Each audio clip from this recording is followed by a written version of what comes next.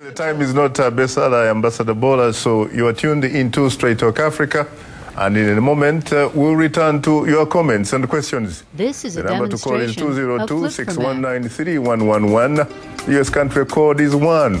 Remember to give your operator your country code and city code if you want us to call you back, so please don't go away. Since the beginning of 2011, protests demanding regime change have swept over the Middle East and North Africa.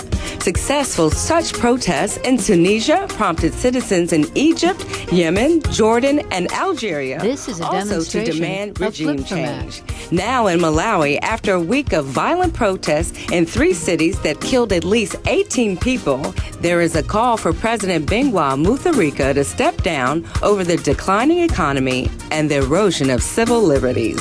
Therefore, our question of the week is, will the anti-government protests that swept across North Africa also bring effective regime change to Malawi, and why? Send an email to africatv@voanews.com or post a comment on our Facebook page and let us know. Want news and features about Africa, life in the United States, and the world? Watch In Focus, VOA's weekday TV program to the continent. A dedicated team of international journalists delivers stories you won't find anywhere else. Co-hosts Nimyake Mwakalyeye and Vincent McCory on the air and on the beat. Health correspondent Lenore Madu with news to keep you healthy. And there's Sunny Young and the sunny side of sports. In Focus, TV you don't want to miss. Did you like today's show? Write and tell us what you think, or give us some suggestions. And tell us on what station you tuned into. Here's our address: Straight Talk Africa, Voice of America, 330 Independence Avenue, Southwest, Washington, D.C., 20237 This is a demonstration USA. Or send us an email at africatv@voanews.com. Log on to our website, www.voaafrica.com, or post your comments on Facebook, keyword Straight Talk Africa.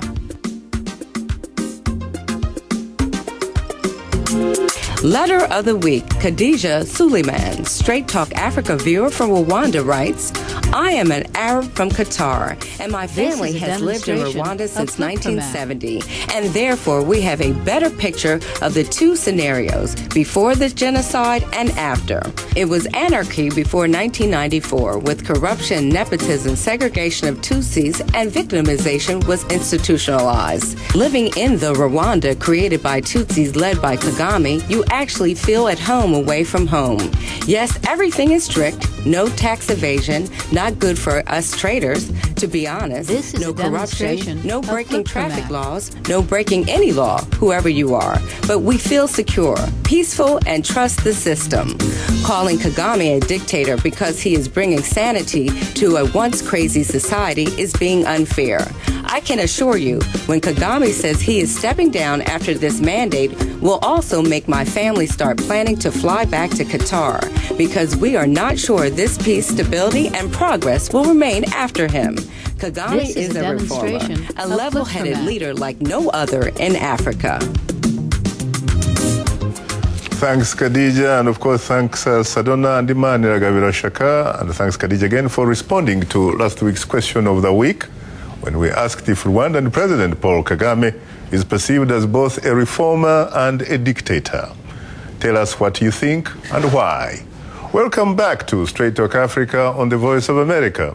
Just a reminder, we would like to hear from you, so drop us a line at africatv@voanews.com, and maybe your letter can be read on air as our letter of the week. Our email address is africatv@voanews.com, or post your comment on our Facebook page. Just put in the keyword Straight Talk Africa. We have received several correspondences from you, our audience, on today's question of the week that we would like to share with you. This is Begin a demonstration with a comment from of Godfrey Chikumbi, Straight Talk Africa Facebook fan from Kawambwa in Zambia. He writes, absolutely no. Southerners are by nature more peaceful than Northerners. That is an utter impossibility. We fear and hate bloodshed. Our brothers and sisters in Malawi can't replicate the Arab revolutions. It is just sad that lives have been lost. This is a demonstration. We call upon them to find better ways of quenching their anger than taking to the streets. If they are not happy with the president, let them use the ballot. Well, Godfrey, first of all, there is no hard evidence to suggest that Southerners are more peaceful than Northerners.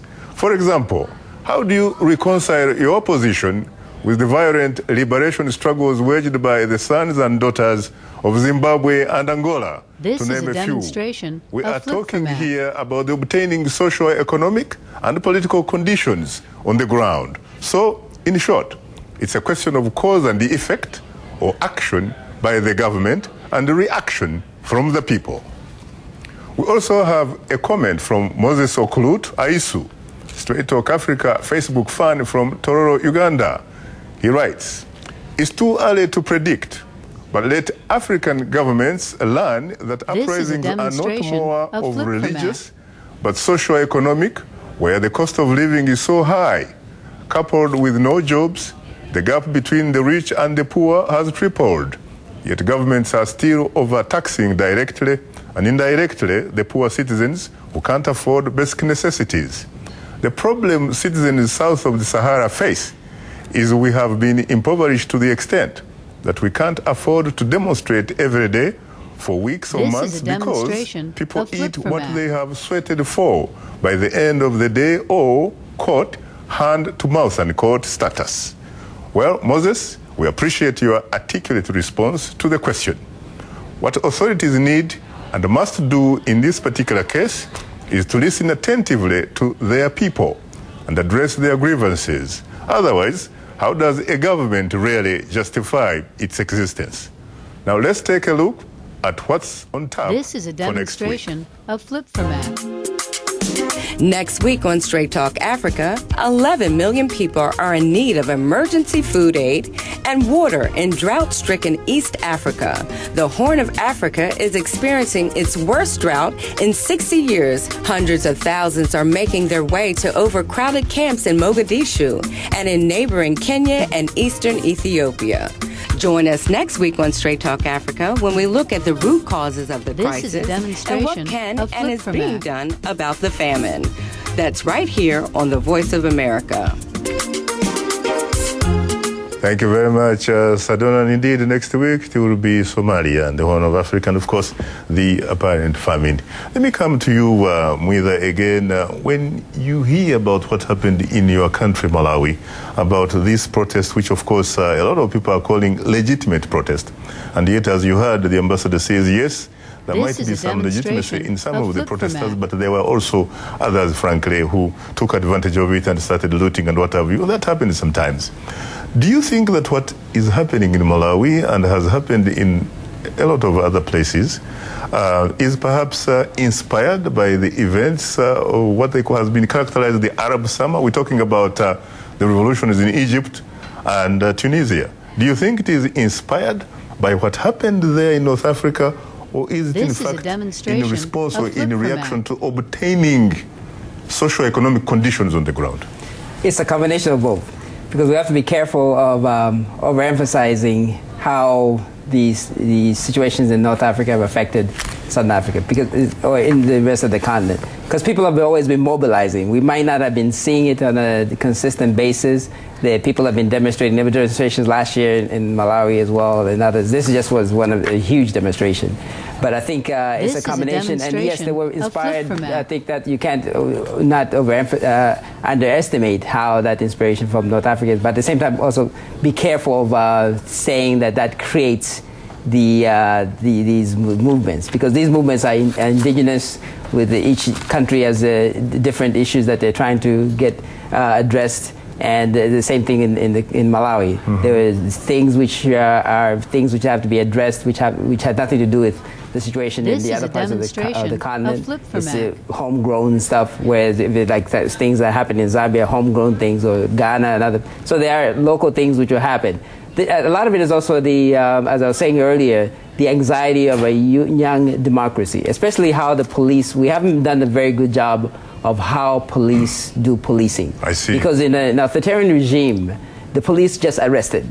They didn't really, there were no demonstrations, they did, and so even some of the deaths sometimes it's just an overreaction by the police. And how do you control a crowd? They're not just after you. And of course things happen in chaotic situations. And so there's a lot of things that you have to think about. Ben Chiza Mukandawire, you have a minute to wrap up. If you were to talk to Malawian President Dr. Bingu wa Mutharika, and he happened to be watching you right now, and you looked straight, direct in the camera to talk to him, this is a demonstration what would you say to him? Of Flip for Mac. I'll say, Mr. President, reach out to the civil society. Reach out to your people, reach out to the opposition, listen to their concerns, come together and build Malawi as a unity, because Malawi is known as a united country. So it takes the president to unite a country. So if you can unite Malawi, there won't be any more demonstrations in Malawi. If you can listen to your people, their grievances, there won't be any demonstrations in the future, and democracy will be restored. That's all I can say to the president. Thank you very much. What about you? You have the last word, perhaps, Ambassador Bola. You definitely, you know as well as I do that until recently, really, Malawi and President Bingu wa Mutharika was the darling, especially of the international community, including the Bretton Woods institutions, which you touched on earlier. Why do you think, for example, the United States, for example, has put a hold on the Millennium Challenge, account, which was supposed to help you in developing, accessing people electricity and what have you, and the British also putting a hold on their aid for the next so many years? What is it that you would want to tell these people, Washington and London, frankly, that perhaps they have not been able to understand? You have a minute. Thank you very much. Indeed, the donors should stop using their aid as a beating stick to beat citizens where they benefit from their support. The Millennium Challenge account was to alleviate the electricity problem, the very issue Malawians are demonstrating about in the country. What are they trying to incite? What are they trying to instigate by taking away an account only one incident after it was signed off, they withdraw it? So aid has been used as a beating stick for poor, challenged countries. And we have to now find ways as Africans to start alleviating the problem and sorting out our problems ourselves. And that will require us to start working together as a continent and as a region and trading more effectively amongst ourselves. Africa will be transformed by Africans, and Malawians will be transformed by Malawians. We do appreciate their support, we do appreciate the aid, but they've got to stop using it as a beating stick. This is a demonstration. And as our government, we have an open policy. We welcome the dialogue. We are going to look into all the challenges that caused the demonstrations, as well as welcome an investigation to see how much we can sort out. Unfortunately, the time is not our best ally. I guess all I can say is that you have to try and be sensitive to the needs and concerns of your people. On that note, thanks to our distinguished guests, Mwiza Muntari, Public Outreach Director for Trans-Africa Forum, Ben Chiza Mukandawire, a Malawian political activist and the founder of Youth Leadership Project Africa, or YLPA, who joined us from our London studios. And last but not least, Brian G. Bola, the Malawian ambassador to the United Nations, who joined us from our New York studios. Thanks to you all and to our affiliate stations, along with our viewers and listeners. We thank you for tuning in. If you're listening to us on